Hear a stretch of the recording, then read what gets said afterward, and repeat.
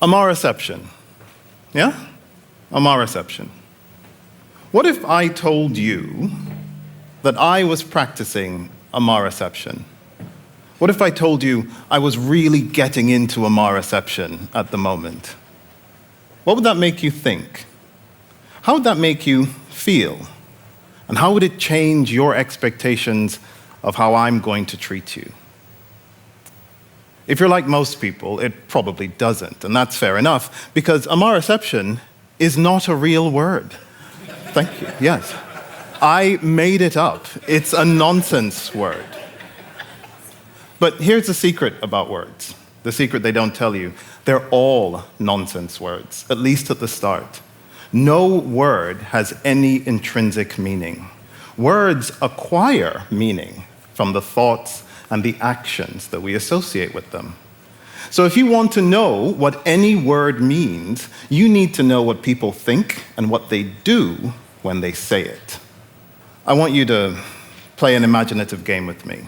I want you to imagine that Amara-ception did have a meaning. In fact, I want you to imagine that it was offered to you as a solution to the very serious problem of racism. I want you to imagine that really wonderful, influential political people like Claire Fox, Baroness Fox of Buckley, would say things like, "Ooh, a truly progressive society should aspire to Amara-ception." Or people like author and social commentator Douglas Murray would say, "The only way to a fair society is Amara-ception."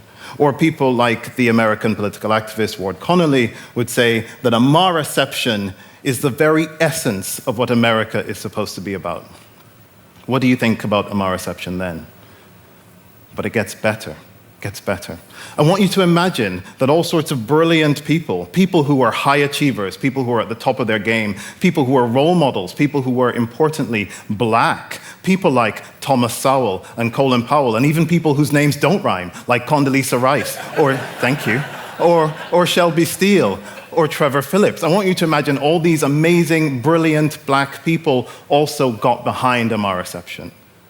I bet I know what you're thinking. You're thinking, ooh, this thing sounds pretty great. I hope it's not just the political leaders. I hope it's not just the brilliant role models. I hope it's everybody. I hope everyone's into this thing. And what if I told you you were right? What if I told you about a survey of about 100 American mothers that found that most of them, the majority of them, thought Amara-ception was a good idea and they were teaching it to their children?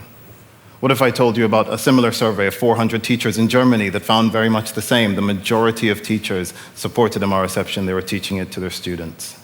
What if I told you about big surveys of young people who are 14 to 24, the people who will decide what happens in the future, the next 10, 20 years of our lives? What if I told you that depending on how you asked them, 90% of them thought that Amara-ception was a great idea? They thought it was a good way of tackling things like race, like diversity, and like inclusion. Sounds good, doesn't it? But you forget something. Words don't just get their meanings from our intentions. They get their meanings from the thoughts and the behaviors associated with them. And we haven't yet checked what happens when people actually say Amara-ception. What do they think? What do they do? Fortunately, we have science for that. What if I told you that I conducted a little survey? I got together about 200 to 300 British people. I worked with two friends of mine, Professor Katie Greenland and Professor Colette Van Laar, and we measured three things. We measured how much these people ascribed to Amara-ception, how much they were practicing Amara-ception, and we also measured their levels of both explicit and implicit racism. Now, what do those mean? Explicit racism is the open racism. It's the kind of thing where people just say, ethnic minorities, they're taking too much, they're being treated too well, the open out racism. Implicit racism is the subtle kind, the kind that you might not tell other people about, the kind you might not even realize that you have. We measured both. Now, if Amara-ception was really this great thing that all those political leaders and all those wonderful black role models were supporting, if it's this really wonderful thing, then what you should expect is that as people practice Amara-ception more, their levels of racism go down. But this isn't what we found. In fact, we found exactly the opposite. The more people practiced Amara-ception, the more into Amara-ception they were, the more racist they became on every measure that we had. And I know what you're thinking, oh, maybe we coded it wrong, maybe we measured it wrong, maybe we did the analyses wrong. No, we did not. We did it right. And so did every other person who studied Amara-ception before and after us, and who found very, very similar things, to such an extent that you get reviews in journals like Current Directions in Psychological Science, a very prestigious social psychological journal, pointing out that Amara-ception is not a panacea, but sometimes represents more of an obstacle than an asset to facilitating constructive race relations. That is so polite, isn't it? That's polite science speak. Shall I say it less politely? You might think you are helping, you might think this is a good thing, but it is not. It is sometimes a bad thing. You are making people more racist, not less. Can you imagine that? I mean, you can. I just asked you to do that. But could you imagine that kind of world, a world in which so many people put so much effort into doing something they thought was good when it was bad? Unfortunately, we do not have to imagine it. I wasn't lying to you. Amara-ception is a made-up word. It is nonsense. I did make it up for you. But there are other words that I have not made up, like, for example, colorblindness. Yeah, colorblindness. I am not talking about the situation, the condition in which you have difficulty distinguishing between green and red. That's not what I'm talking about. I'm talking about that thing that people do when they say, oh, I don't think race matters. I don't see it. It's the thing that happens when people come up to me and they say, oh, I don't even think of you as black, which, interestingly, they never say to any of my Chinese or Indian friends, suggesting that on some level, they are aware of which one of us is the black one. Like, they know. They know. Colorblindness is the thing that's been sold to you as a solution to racism. Colorblindness is the thing that political influencers like Claire Fox and Douglas Murray and Ward Connolly have praised so highly as a way to a fair and a just and a truly progressive society. Colorblindness is the thing that all these brilliant black people, all these role models, all these intelligent people at the top of their game have come out in support of. And if you think this is the end of the list, it's not. Kemi Badenoch, okay, no fans here, Kemi Badenoch, she might be the next Prime Minister of the United Kingdom. She is the first black woman to be the leader of a major political party in the UK. She believes in colorblindness. If she wins, she will be by default the go-to role model for every black child in the UK for the next 5 or 10 years. And she supports colorblindness.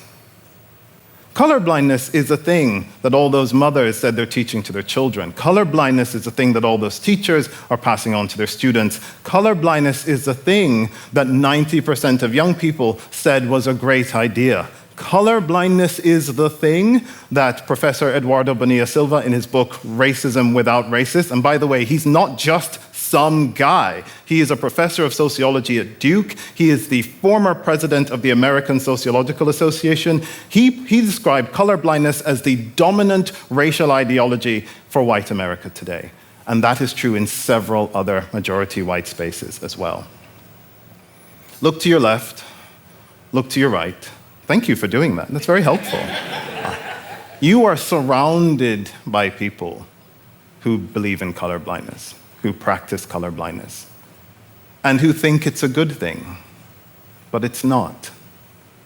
Colorblindness is that thing that I investigated in 2021 with Katie Greenland and Colette Ben-Lar. Colorblindness is a thing that is associated with more racism, not less. Colorblindness is a thing that decades of research, not just mine, decades of research, has found causes people to be less friendly towards black people, to be less supportive of Black Lives Matter, to be less interested in affirmative action. When we measure it, we consistently find that colorblindness is a problem. Colorblindness is a thing that was described in that review in Current Directions in Psychological Science as not a panacea, as a problem. And I know what you're thinking. You're thinking, oh, but all the black role models, oh, but all those people who told me. And I remind you that words don't get their meaning from your intentions or from the colors and shapes in your head. Not entirely.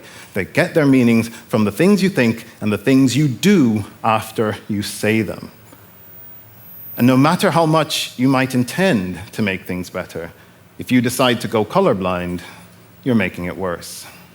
I could have just come out and said that at the start, of course. Yeah, I could have. I chose not to. And here's why. I'm a social psychologist by training. I've held professorships across various institutions. I've published about 80 papers, mostly on prejudice and prejudice reduction. And I've written a couple of books, including one specifically about racism, what it is and what to do about it. I've worked for charities and think tanks and universities, of course, and consultancies. And so I've been in a lot of rooms. I've spoken to a lot of different kinds of people. And I have learned the hard way that you cannot just walk into a room and tell people, hey, colorblindness makes you racist. They're not into it. They don't like it. They get really angry. And if I'm going to be honest with you, some of them have been quite rude afterwards, really rude.